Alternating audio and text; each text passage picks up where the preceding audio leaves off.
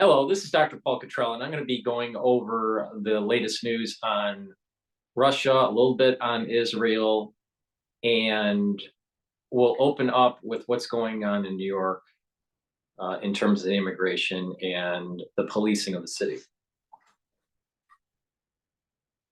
This is PNN. Assaults and robberies. Both are rising now that organized gangs are operating in New York City, and police say there could be hundreds of criminals out there, and they have no way of stopping them all. They walked across the border for a better life, but now they are walking out in handcuffs after police say their American dream was to commit crime. Police say a gang terrorized New Yorkers, robbing them and then hacking their phones to drain bank accounts of hundreds of thousands of dollars. Surveillance video shows the moment two masked men broke into the back of a Bronx bodega, walked up to the register, and made off with $100,000 cash. I think all the crime is getting worse right now. I mean, especially with the bikes and the mopeds and the scooters, everyone's riding around. Police say this is one part of one migrant gang, and there are others.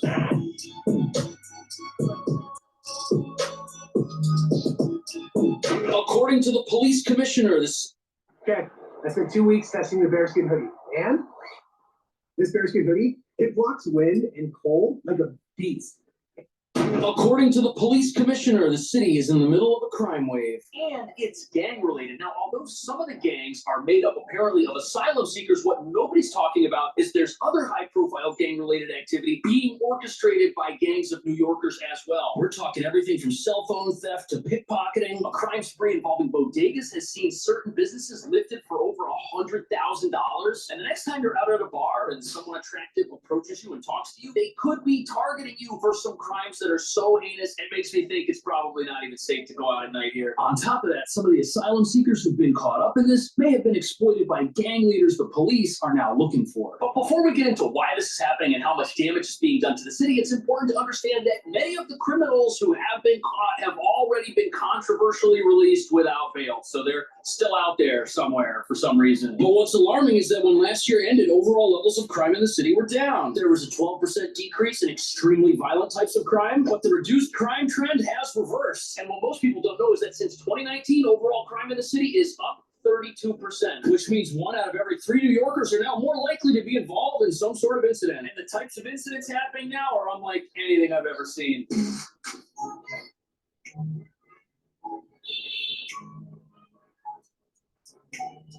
So this right here might look like your typical New York City apartment building, but inside buildings just like this, there are gangs operating and using them as hideouts. Inside, you'll find illegal apartments full of the tools needed to commit modern crime. Stuff for hacking, stealing identity, reprogramming phones. And authorities think there could be hundreds of these gang operations hidden throughout the city that they haven't even discovered yet. But the mayor has made it clear that the gang activity we're talking about does not represent the majority of asylum seekers, many of whom have come here seeking a better life without the intent to commit crime. How did these migrants end up on the wrong side of the law? Police say it did not happen overnight and that they're organized criminals. Police say a ringleader of the group has been recruiting migrants who recently arrived in the city to do his dirty work. He even had... And a lot of alternative media, the truthers, patriots, they've been saying that this infiltration that's going on with a porous border is going to lead to more crime. Now, not everyone that's coming across the border is part of this, all right? It's a small fraction, but the point here is that all it takes is a small fraction. And what happens if it's not so much petty? What happens if it's more orchestrated terrorism? Which could happen easily because these people aren't being vetted. So don't be surprised that another 9/11 happens. And we let it happen again.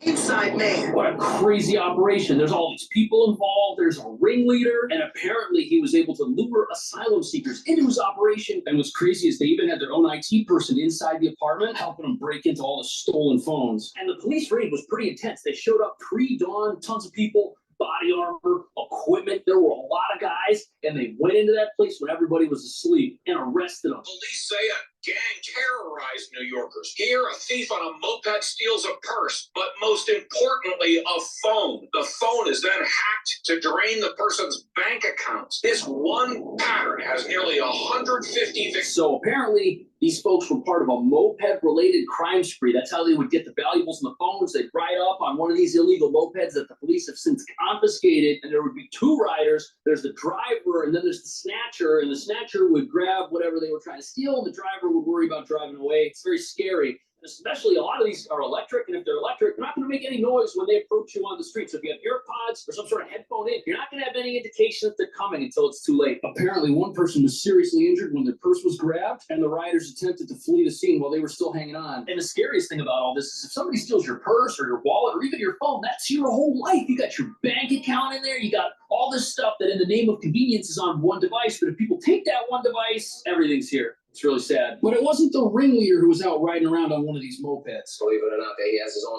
IT guy in there apparently breaking into the phone. Police arriving to this apartment building where the suspects allegedly rent rooms inside an apartment. Once police hit the apartment door, they say the... So it seems like the leader of this whole operation ended up recruiting people who otherwise would have been living in the city's shelters. That's terrible. But before we continue uncovering what these guys were up to and how many of their counterparts are still out there, in a sense, the leader of this thing was looking for people to exploit. Over 170,000 asylum seekers have come to New York City, and he was able to find vulnerable individuals in that population. Doesn't mean they're innocent, but it does mean he was offering them something very enticing. But one of the problems with this is police and the government here don't have a whole lot of warning of who these folks might be in advance of them committing a crime. They're essentially ghost criminals. No criminal history, no photos, no cell phone, no social media. Sometimes we're even unclear on a name or a date of birth. So apparently with local criminals, police can learn a lot about them based on where they might have grown up, what their online activity is like, where they went to school. Most Americans are already in the system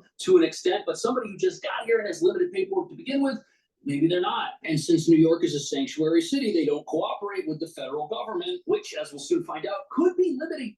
It's only going to get worse unless we do something about this illegal immigration. Please go to my store, the-studio-reykjavik.com, and get the supplements that I offer.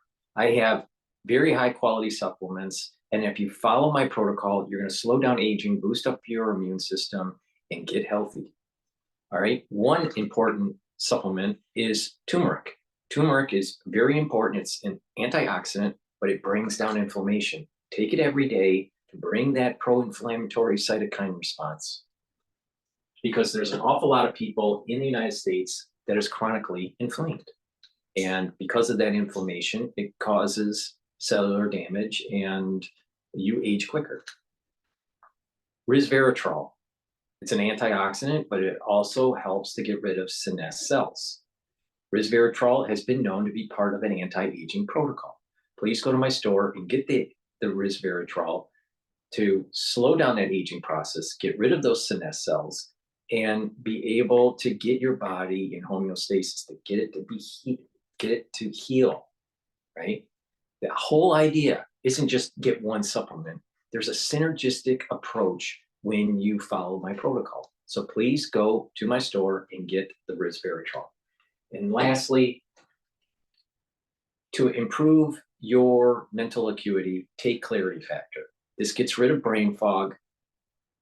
In addition, if you take this every day, once a day or twice a day, I take it twice a day in the morning and mid-afternoon, but some people only take it once a day. But if you take it every day, what's going to happen is that your neurons are going to be firing more. You're going to be able to concentrate at work and at school, even if you're retired and you're not working and you're not in school. You want to get those dendrites firing more often, those neurotransmitters being released, so you maintain your mental acuity. Over time, as we get older, our dendrites start to recede. So that means that we have less connections in our brain, we think slower, and eventually there is a mental acuity decline.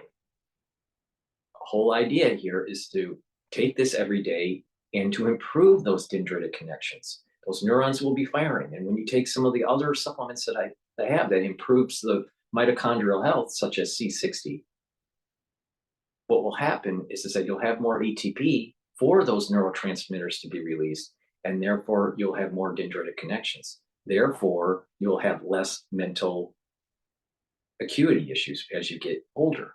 So please go to my store and get the clarity factor. This is way better than anything that Alex Jones sells. Back to the news and how New York is going to hell in a handbasket. Amount of information the police have to make these arrests and find out who the bad guys are in the first place. But shockingly, a number of suspects who were arrested are also released without bail. And the reason police are searching for the ringleader is because he was arrested previously on a grand larceny charge, but also released without bail. And he wasn't apprehended in this police raid, and he's still out there on the loose. It's great that we're catching the bad guys, but if we just then turn around and release them and they go back to doing what they were doing, the city's not exactly any safer. And critics say this soft on crime approach is why local gangs of New Yorkers are doing stuff that might be even worse.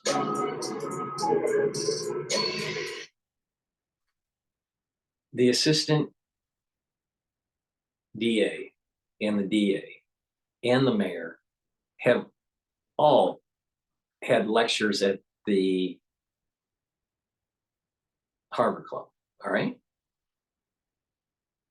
And their approach on, quote, soft on crime stems from the idea that if you keep on incarcerating petty crime, you're going to create more hardened criminals because of they're in the system and they become, you know, more belligerent and more crime ridden, right? Especially when they get out.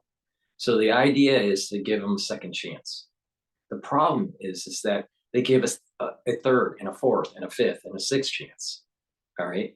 And this soft crime approach is emboldening individuals to start criminal activity, or they have the idea there's no repercussions and therefore continue the activity. So even though their intention, meaning Mayor Adams and the district attorney, maybe their intention was to try to give people second chances so they can still be a productive citizen. It's a failed policy. So gut that and go back to being strong on crime. But unfortunately, they're not going to do that. Now, to add insult to injury, what's happening is that you have researchers publishing papers that are, you know, stating on how it's socioeconomic issues that are causing these crimes, so that you need to be, you know, more helpful with these criminals. But when it's the second, third, or fourth time, then they need to have a policy that where it's strong on crime. Maybe the first, maybe when, you know, people should be given a second chance, depending on what kind of activity they did. But when it's habitual or when it's really egregious, then most likely the best policy is to be very hard on crime. The other problem is that these leaders within society, the mayor and the district attorneys and all the governor and all that, they're placating to the minority crowd, because a lot of the ones that are causing this crime are minorities.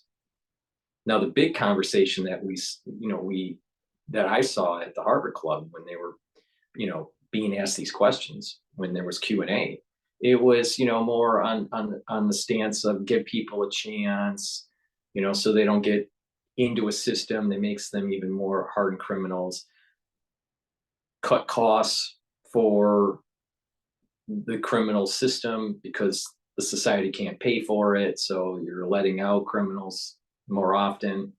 So there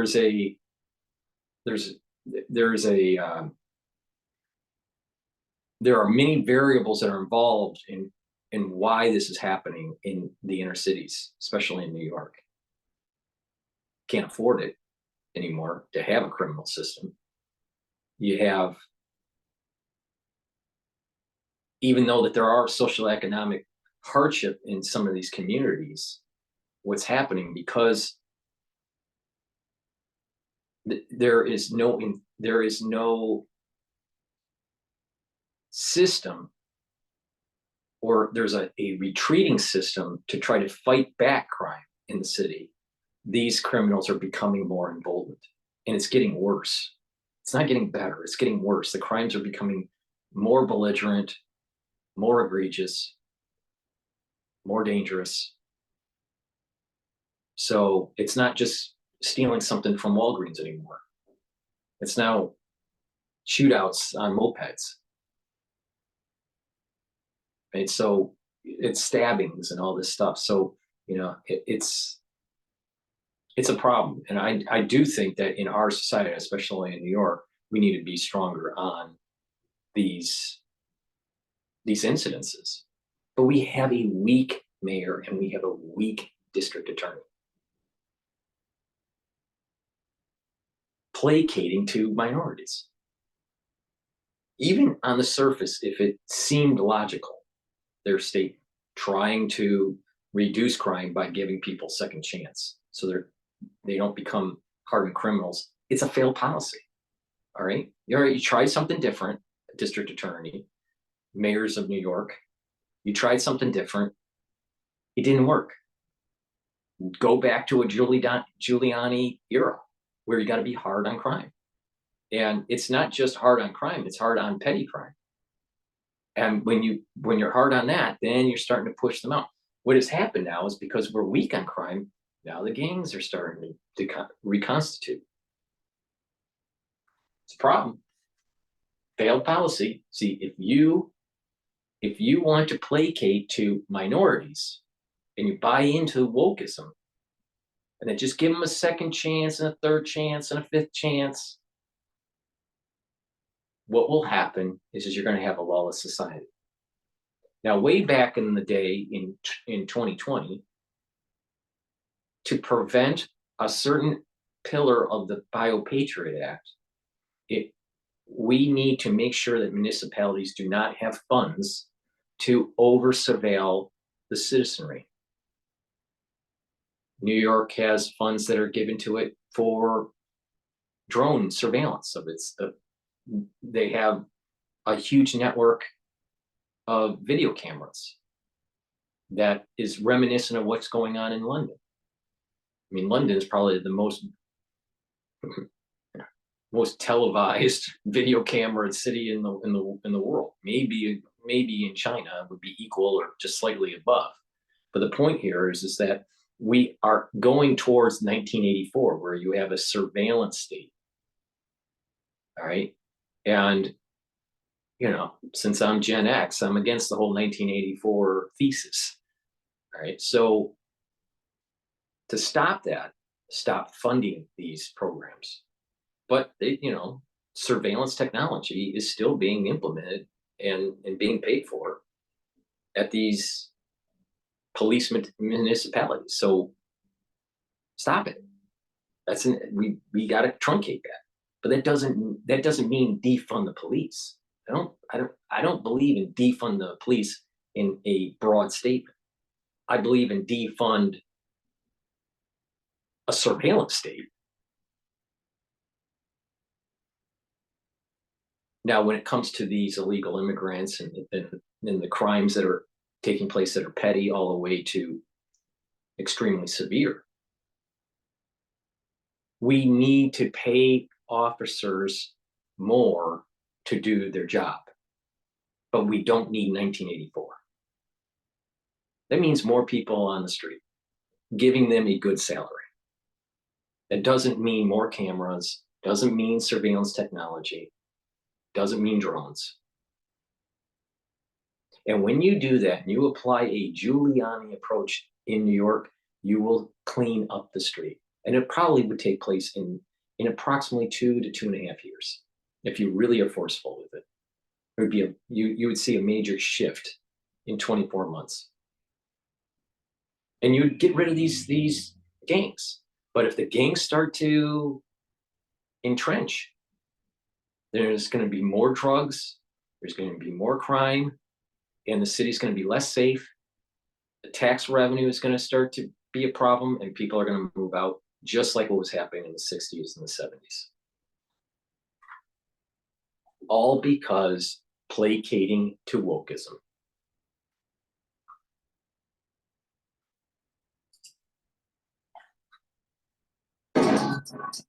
Let's be real. Life can get tough to say the least, and especially without someone to talk to. And as men, this topic seems to be brushed off when it doesn't need to be that way. So that is.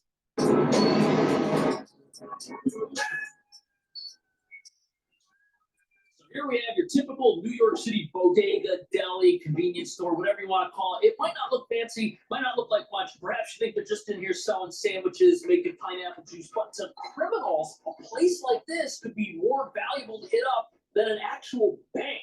Surveillance video shows the moment two masked men broke into the back of a Bronx bodega, walked up to the register, and made off with $100,000 cash. One of the men wearing a hoodie. That's insane. $100,000. Now, experts are saying that it was probably a week's worth of sales from the entire store, but the criminals made away with all that money in cash without getting caught. And apparently, if the criminals were to have tried to rob a bank, their chances of a successful robbery would have been 60%, and typical damages from a modern bank robbery are around $10,000. This was 10 times more than they would have got from a bank. There was probably a safe or something that they were able to break into, and it sounds like it was full and hadn't been emptied in quite some time. And as you'll see from the footage, the robbers definitely knew what they were doing. One of the men wearing a hooded jacket can be seen rummaging through compartments until he finds the money, stuffs it in a backpack, and leaves. A lot of the times they get away with $5,000, $10,000. That's not a story. So as you can see from the hoods and the masks, this gang of criminals, they were professionals, and they had inside knowledge. We think they knew that money was in there, and they knew how to get in. So there's the little deli on the corner, but you can tell the storefront goes back here. And what do we have? Over here, we've got a couple of windows. Now, these look pretty secure, but it seems that there was a back door entrance, which is common in buildings like this, and that's what they were able to breach and enter the business. This particular deli doesn't have one, but there's another one down the street that does, right around the corner from the main. This one, it looks like they walled it all off, probably for security reasons. And as you can see from the footage, they deliberately decided not to go in the building's front door. They went in the back to attract as little suspicion as possible, and it doesn't seem like any alarm or anything went off, because if it had, they probably would have been moving a little bit quicker. According to the NYPD, it happened sometime between 11 p.m. on Sunday and 5 a.m. on Monday at Los Castillos Mini Market on University Avenue. Owner Carlos Castillo was away on vacation. When he got back, he found that the place had been ransacked. And how did they know the owner hadn't yet gone to the bank? Maybe one of the workers tipped them off that the owner wasn't around, which means this heist could have been an inside job, or maybe a delivery worker. They get deliveries of beverages and food and supplies. Maybe they delivered a lot, they knew what was going on, knew the owner was going to be out of town. Either way, it was definitely not a random smash and grab type attack. A lot of thought went into what was going to happen and when it was going to happen. On top of that, the back entrance that they went to, it was way less obvious than this little place. In fact, it wasn't visible at all from the street. They must have known what they needed to do in order to get in here. The thieves went around the corner, down the stairs, through a back alley, and pried open this metal door with The juxtaposition of this is really interesting.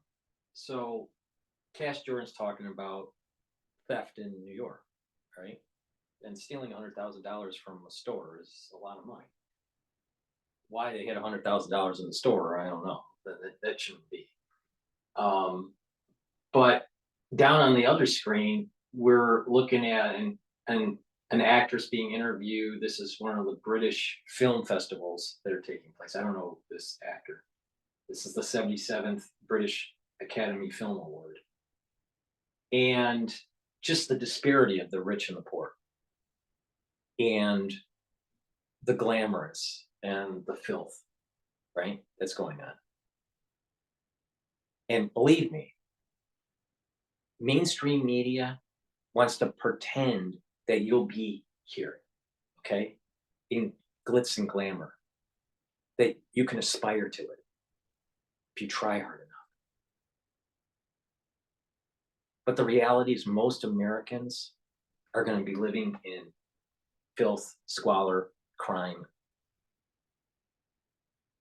And so there is this divide that's taking place, which will get worse with AI.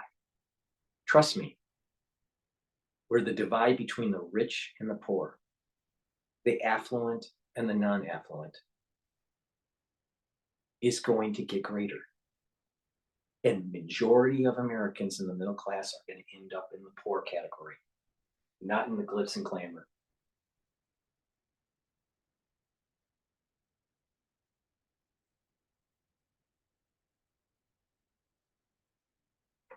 The problems that the average American retiree on a fixed income, worrying about medication versus eating, not having money to go out for entertainment, all these types of things that seem to be, as you're younger in America, you're accustomed to enjoying going out to eat, going to the movie theater, going for a vacation, all these things. The average American citizen, when AI takes over, when AI is fully implemented in the workplace, the average American is going to have food insecurity. They're not going to be able to have the entertainment enjoyment they used to have. They won't be able to buy tickets to the NFL football. They won't be able to go to a hockey game. They're not going to be able to pay for their child to get piano lessons or tennis lessons. Your life in America, that standard of living is going to be flushed down the toilet. And you're going to have people that will be affluent, that will continue to enjoy their life, but the far majority won't be moving into the poor category. Now, what are you going to do? Most likely nothing, because the two most important things that have happened in recent years, most people did nothing in terms of stopping the tyranny of the government. Didn't stop it with no food, no formula for the children. Where did the mothers protest that? They didn't.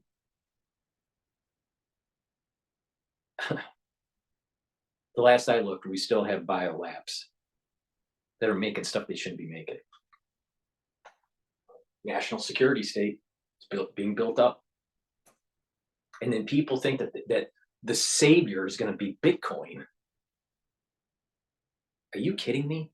Blockchain is the backbone technology for decaching America, surveillance technology, and the ability to sanction a citizen if they do something they don't like. It's called debanking. So everyone that jumped on the bandwagon for Bitcoin, thank you very much for beta testing 1984.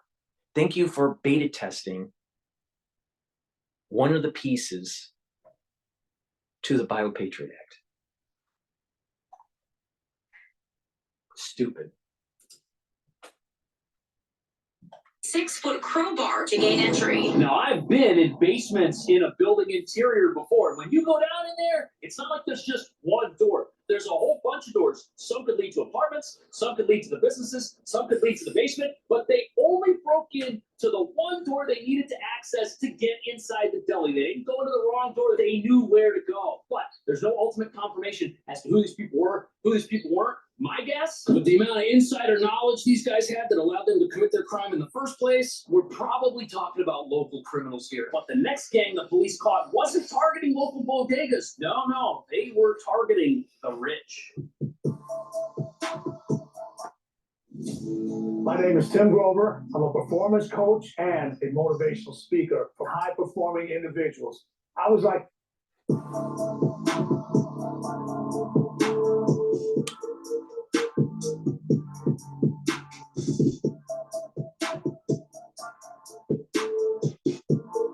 high-end bars in Lower Manhattan, targeted by a criminal crew, setting its sights on people who are drunk. Yeah, police say that crew would lure in men, then clean them out, then spend 6 figures on luxury products. So, as you can imagine, there are a lot of bars and restaurants all over Manhattan. Around 10,000 of them in total. And since there's a lot of wealthy people who go to these places, if you're a criminal, each bar is a potential location for you to spot a victim. And when someone's at a bar or a restaurant, they're trying to have a good time, their guard is down. And what you've got here is your classic honeypot scheme. You're at one of these places and an attractive stranger approaches you. They seem interested, and they are interested, but not for the reasons you might think. They have different cell phones and credit cards. Once they get the victim's property, they hide in stores as well as at Apple, where they've been running up charges upwards of $100,000 to $200,000 per incident. Okay, that's insane. $200,000 in multiple incidents? That's double the bodega heist. Except this time, the customer was targeted at a lounge like this for being rich. The New York Times refers to these people as the Grinch Boys, and apparently what they were doing after robbing somebody, there's a 24-hour Apple store right here in the city, and they would go there with their credit cards and buy a whole bunch of stuff and then sell that stuff later. They were robbing people at 2 a.m. and buying iPhones at 3 a.m. And there was a terrible amount of sophistication that went into this operation, including how they selected who they thought was rich. Prosecutors say Pomares was the ringleader. He allegedly directed women to chat up men and gain their trust before robbing them. I was intoxicated, also very tired. I'm pretty sure that's why I was targeted by those two women. So it sounds like the way the gang operated was they would have their female operatives already inside the bar when victims started showing up, which to the unsuspecting victims would not seem out of the ordinary at all. It probably looked like the after work crowd or girls' night out or just an average evening in the city. Nothing suspicious about this. And after striking up a casual conversation, they could figure out what this person does for a living, how much they make, where they live, who they're hanging out with. They know everything about you. To the victims, they're buying drinks, chatting up attractive singles, but the crooks are waiting until they get drunk and then they're gonna rob them. And what's frightening about this is there are so many ways that could happen. It could be as simple as lifting someone's credit card when they're not paying attention, doing the same thing to their phone when they're not paying attention, or leaving with them and going to another location and then either having one of your thug friends rob them when they're out on the street walking, or wait till they bring you to their apartment and then rob them when you're there. Detectives say once they marked a target, women would get them to leave a bar, go somewhere else, take their belongings, and spend as much money before the victim realized what happened. At the time, I left the bar and was trying to get back to my new apartment. They were able to get my wallet and they had my phone. Now, what's crazy about this type of scheme is it's probably way more common than just this one story. I mean, think about it. We're all essentially a walking bank, but there's something about this particular crime that made the gang easy to find. According to the New York Times, the criminals were active on social media, where they would brag about how much money they were stolen and how rich they were. But that brings up the issue of New York City's sanctuary status. And how are the police supposed to find criminals if they have no way of identifying them or using the internet to track them down? The answers to these questions are not reassuring.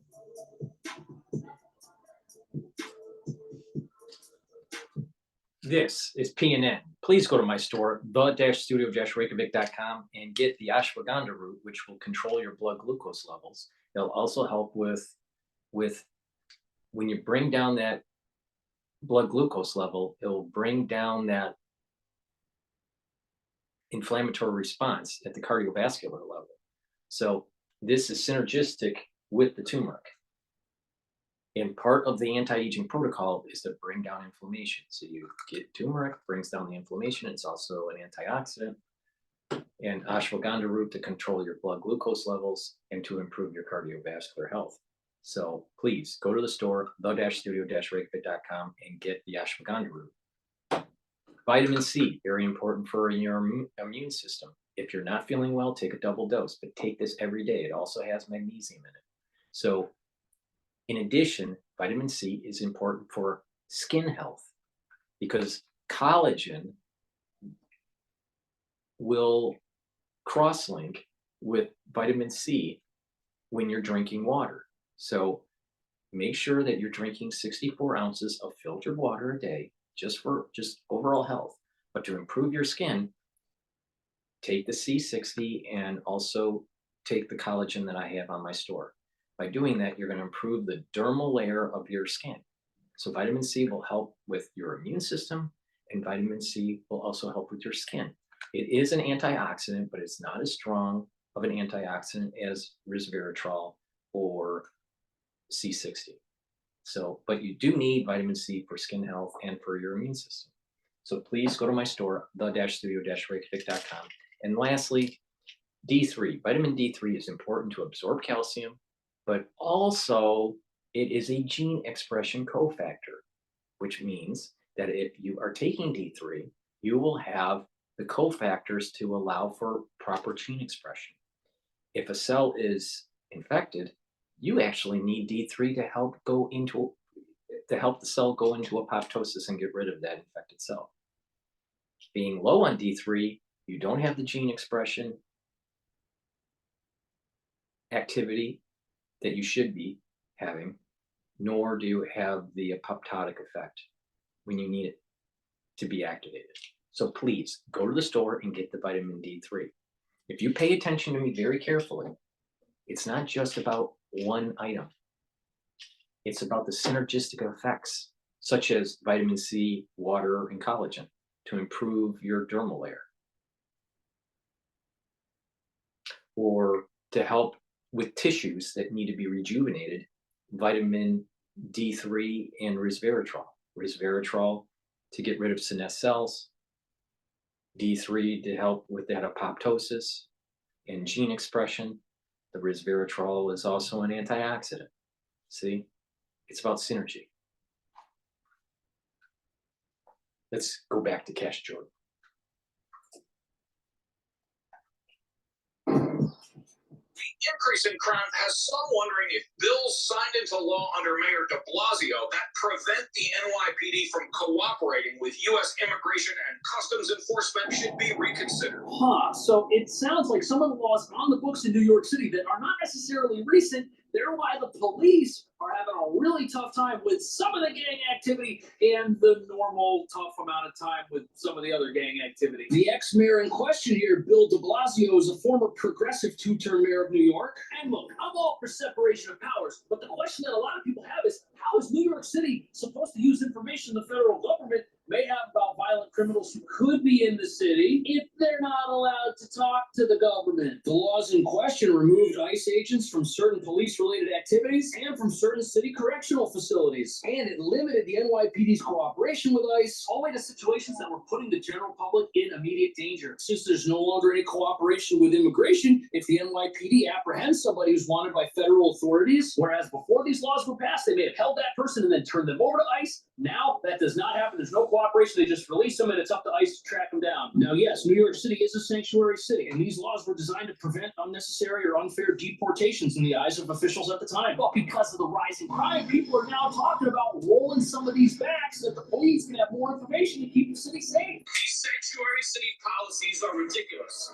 They're impeding our law enforcement officials. They're making those same law enforcement officials less safe, and by consequence, they're making all of us less safe. So the issue here is that when somebody enters the country, the federal government checks them out, processes them, but then when they come to New York and make a shelter request, part of that process starts all over again. And that's why controversial policies like the idea of creating ID cards for people who've entered the country, those don't sit well with everybody, but they would give the NYPD more information because, hey, you could have to present this ID. Now, I'm not advocating for that system, but a lot of times the NYPD's going in blind when they encounter somebody, which is why it might be a good idea to start cooperating with the federal government. But according to the New York Post, not only are many of these suspects free without bail, they're referring to these criminals as ghost perpetrators who swap identities with other criminals and have multiple aliases they can use anytime, which means not only are New York City's lax court laws making it easy for people to get away with no consequences, once they're back out on the street, they could claim to be anybody and go on as they were. And on top of that, some of the criminals caught in the nightclub extortion schemes, they're back out on the streets too, and they're local New Yorkers, which makes it seem like criminals are taking advantage of New York's laws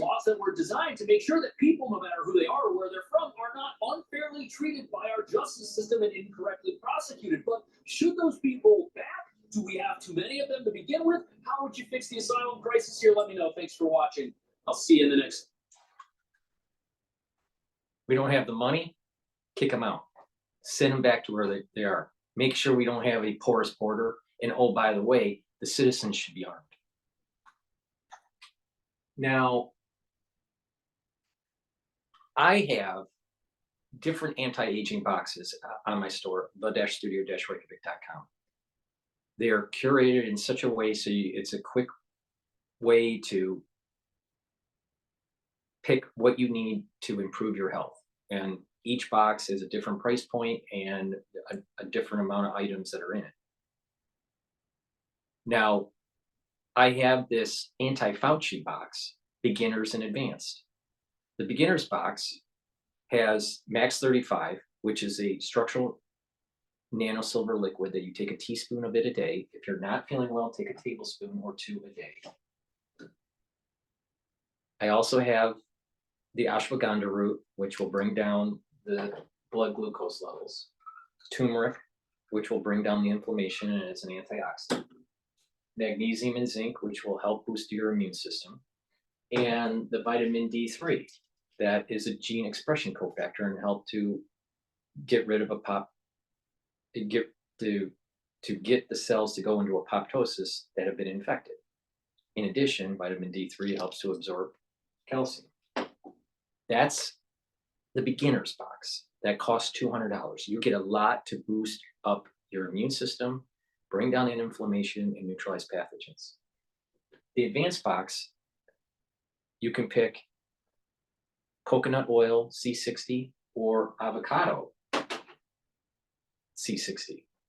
C60 is a very strong antioxidant, and that will bring down the free radicals that are causing cellular damage. It will slow down the aging process if you take it regularly. In addition, you will actually be boosting up your immune system. Why? Because you have less cells that are going in either necrosis irreversibly or reversibly. So the best thing to do is go to the store and purchase the products that I offer to bring down that inflammation, bring down that free radical, neutralize those pathogens. So in the advanced box, the anti-Fauci advanced box, you can pick a 2-ounce C60 avocado or a 2-ounce coconut, and you get everything else. You also get the Max 35, the ashwagandha root, the turmeric, the magnesium and zinc, and you get the D3, right? For $260. So for $260, you get the C60, you take a full dropper a day. And if you follow this protocol, you are going to notice that you don't get sick as often. Your immune system is going to start to go up. And you are going to actually see your body healing, and you aren't going to be aging as much. Literally, free radicals rust your body. All right? You're oxidizing.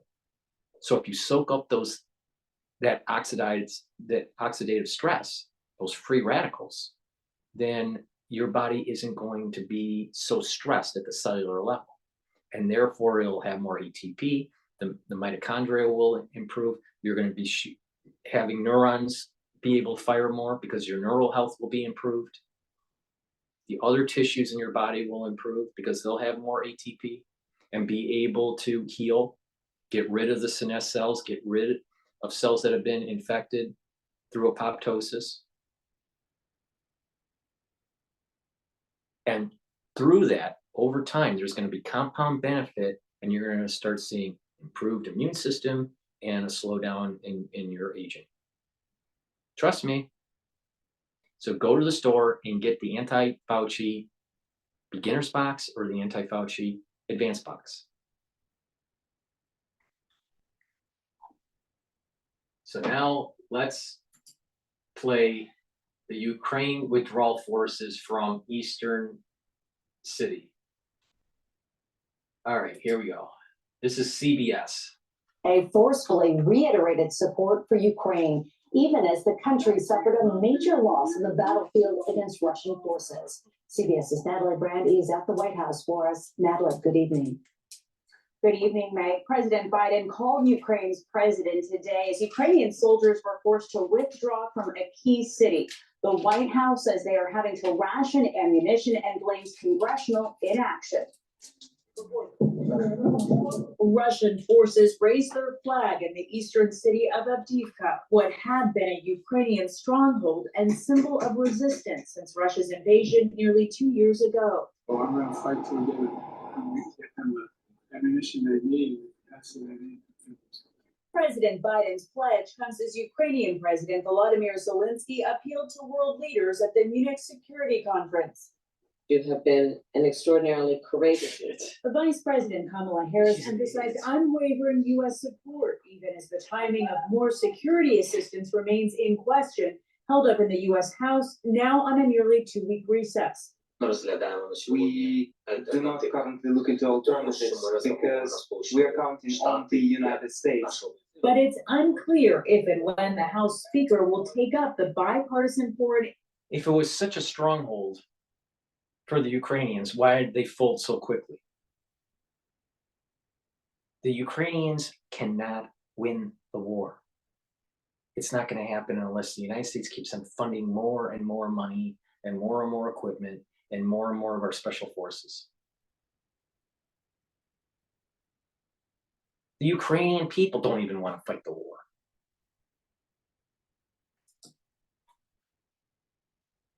Package passed this week in the Senate. There's only Plan A, which is to ensure that Ukraine receives what it needs. Right now, you've got Congress saying, well, do we support Ukraine and Israel, or do we support the border? Don't let them lie to you like that. That's a false premise. Nikki Haley on a bus tour through South Carolina criticized The former last I looked, we have a limited amount of resources, Nikki. We can't fund the Ukraine, deal with Israel, make sure we have readiness against China, and deal with the border crisis all at the same time. We got to pick and choose. We gave a lot of money and a lot of time to Ukraine to get their act together.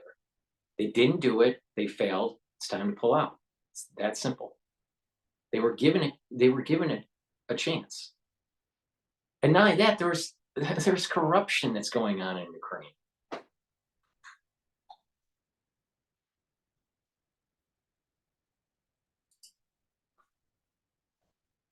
for interfering with congressional negotiations, and she questioned the GOP frontrunner's ability to balance the campaign trail and courtroom. Trump, appearing at a sneaker show in the battleground state of Pennsylvania one day after facing defeat in his New York civil fraud case, has made his legal battles a rallying cry. They're after him for no reason. Go out and vote for Trump. A judge has ordered Trump to pay a more than $350 million fine in that case, plus interest. He has said he will appeal. Meg. Natalie Brand, thank you. I'll tell you, the judicial system is run amok, and it's like, what? Even if he was at fault, which I don't believe that Trump was, how could you justify over a $300 million settlement, a $300 million reward to her? That is insane. See, what it is that if you go against the system, they'll try to destroy you, your reputation, your financial prowess, your ability to run for office, if you go against the system. And you even saw that during people that were covering the crisis. If you were against the mainstream narrative, they try to destroy you. And depending on how big of an influencer you may have been, how big of a sounding board you may have, that depended on how hard they went after you. And then you add in insult to injury with the infighting that was going on with, quote, the truther movement, quote, independent journalists, the patriots, right? There was infighting with that.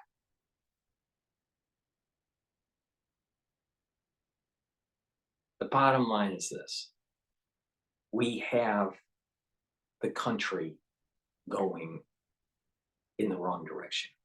And I am starting to really believe that there is no way to stop it unless there is a group of people, a large group of people, en masse, coordinated around the country to protest. And maybe we should take a lesson from what is going on in Europe with the farmers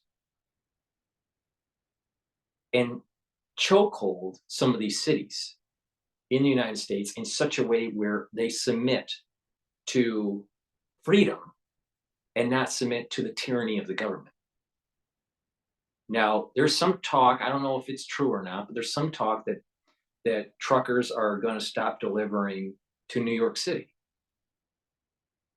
that may be a few truckers are doing this, but if it really gains momentum and it's of a similar magnitude of what is going on in Europe in terms of the protesting of the farmers, then you can totally cripple the city. Now, you know, I live in New York City, but I'm all for showing solidarity to people that want a free country versus run by a bunch of crazy liberals.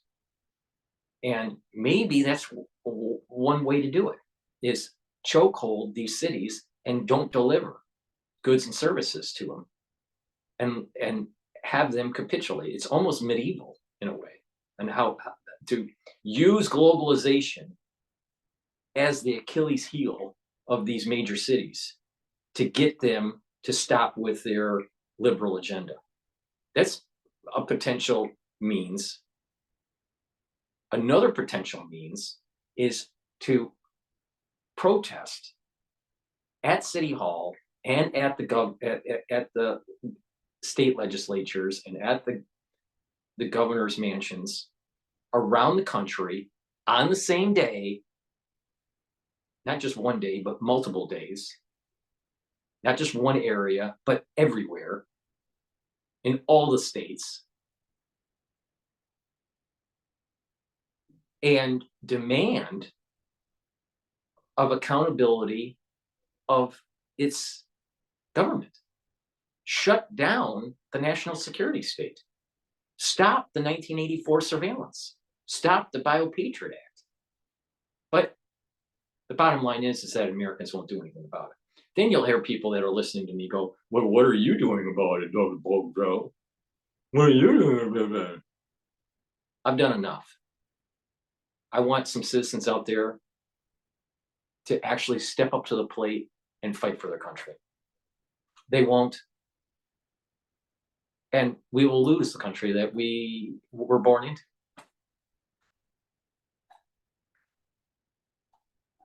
Because people want to be keyboard warriors and not real citizens. A keyboard warrior is not a real citizen.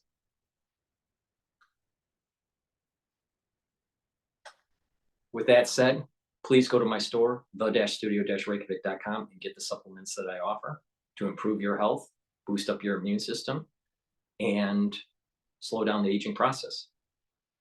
In addition, please make sure you subscribe to all 6 channels I have. I have 3 channels on YouTube. They're heavily censored. There are certain things I can't have up. I've been getting strikes on one of the channels recently, so that's been in a dormant phase for a little while. And please make sure that you subscribe to my Brighteon, Bitchute, and Rumble channels. Make sure that you follow me on GETTR and on X, so you get the announcements, because announcements are delayed on some of the YouTube channels. So make sure that you subscribe to all the channels and X and GETTR. Thank you for listening, and have a nice day.